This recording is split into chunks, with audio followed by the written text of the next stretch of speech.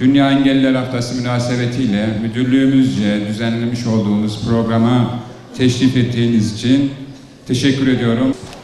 Dünyaya gözlerini engelli olarak açan ya da daha sonradan farklı sebeplerle engelli duruma düşen kardeşlerimizin sosyal hayata entegre edilmeleri, içerisinde bulundukları şartlar iyileştirilerek onlara daha kaliteli bir hayat imkanı sunulması insani bir vazife olarak erdemli ve medeni bir toplum olmanın gereklerindendir.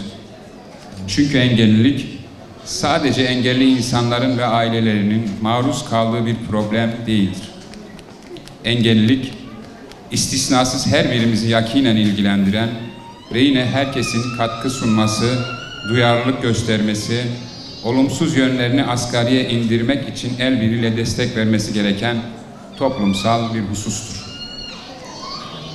Dolayısıyla engelli kardeşlerimizin hayata sarılarak mutlu bir ömür geçirmeleri için çalışıp çözümler üretmek en önemli sorumluluklarımızın başında gelmektedir. Unutulmamalıdır ki her sağlıklı insan bir engelli adayıdır ve her insan bir sebeple aslında günlük hayatta pek de farkında olmadığı hizmetlere muhtaç duruma gelebilir. Bu nedenle engelli kardeşlerimizin ihtiyaçlarını doğru tespit etmek, sorunlarına kalıcı çözümler üretmek ve toplumsal bağlarımızı kuvvetlendirmek son derece önem arz etmektedir.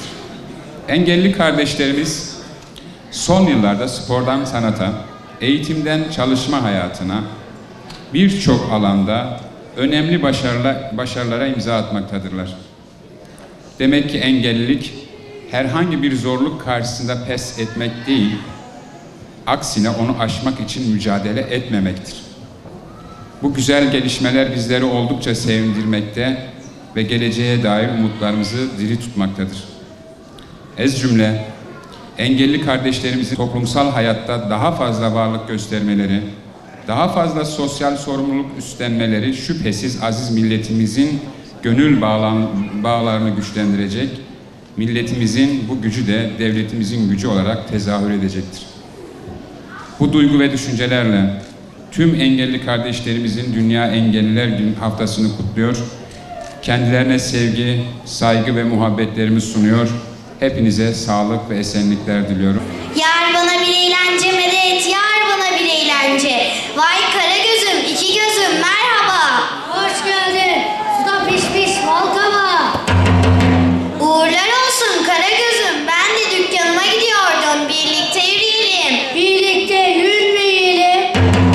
Ne yürümesi canım, beraber gidelim. Hangi evlere gidelim? Hemen sinirlendirme beni, yolda yan yana konuşarak gidelim. Diploma diyorum, yani ilkokulu bitirdiğini gösteren imzalı mühürlü kağıt. Hacı amca, ben oğlumu müdürlüğü tanıyorum. Söylesem o kağıttan bir tane de bana verir mi acaba?